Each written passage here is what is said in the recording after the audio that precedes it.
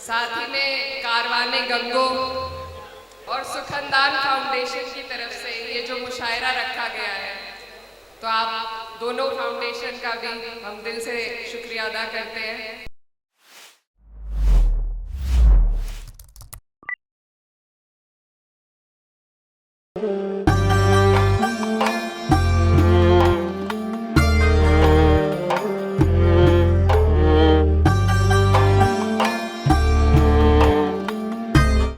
जिसको बुलाने जा रहा हूं, आप उन्हें बखूबी जानते हैं।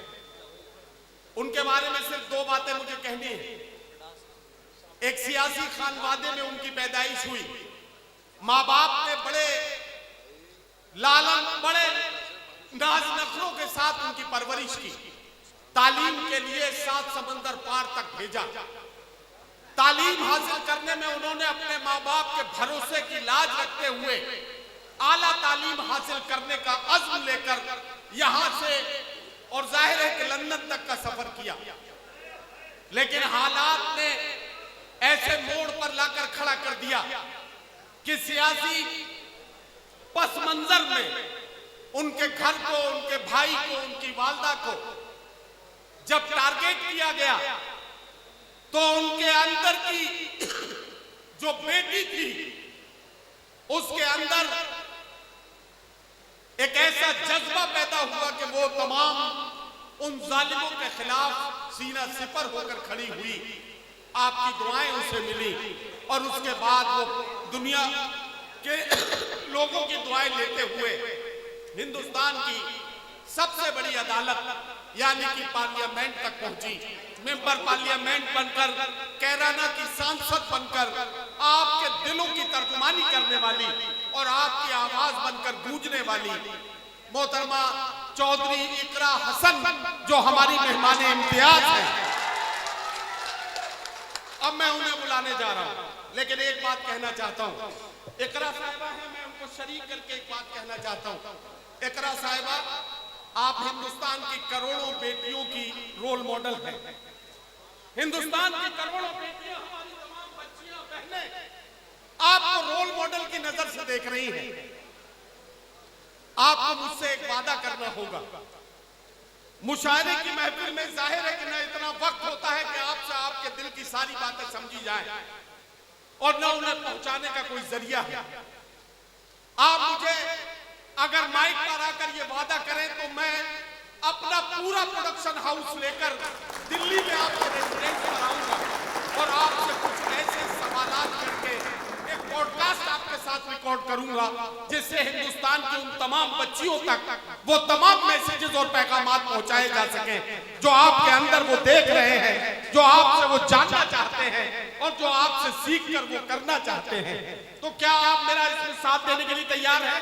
जरा साथ दीजिए, तालियां बजाइए ताकि मैं चौधरी इकरा हसन साहिबा को माइक पर बुलाऊं और उनसे गुजारिश करूं कि अपने जज्बात और एहसासात की तर्जुमानी अपने खिताब में करें और हम सबको अपने ख्यालात के बारे में।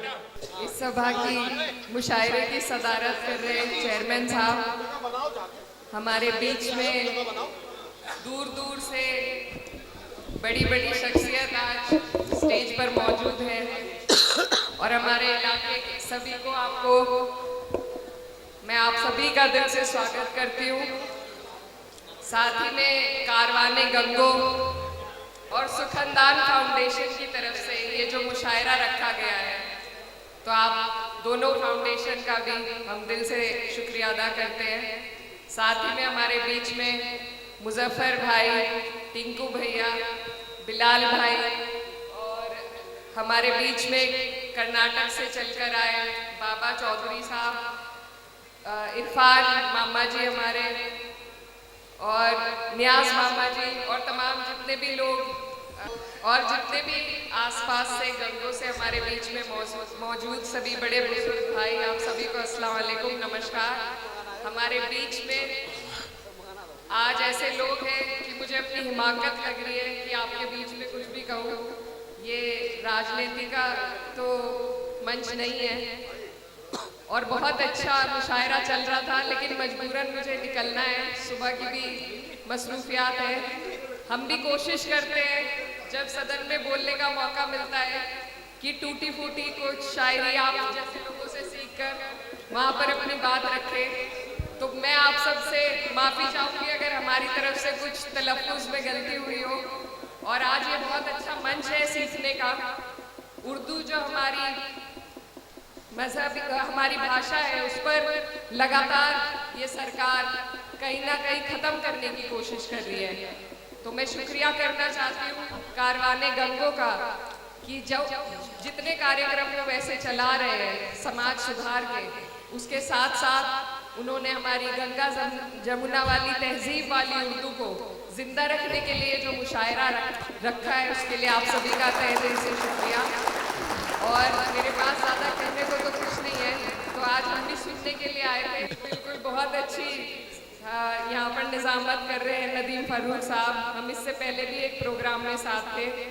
ये बहुत, इसमें भी एक हुनर है कि मंच से वादा करवाया जाए ताकि वो ज़रूर पूरा हो। तो मैं भी मंच से एक गुजारिश करना चाहती हूँ, आपके बाद आपके वादे पे मैं बिल्कुल इंशाल्लाह आपसे दिल्ली मिलूंगी, पॉडकास्ट करेंगे।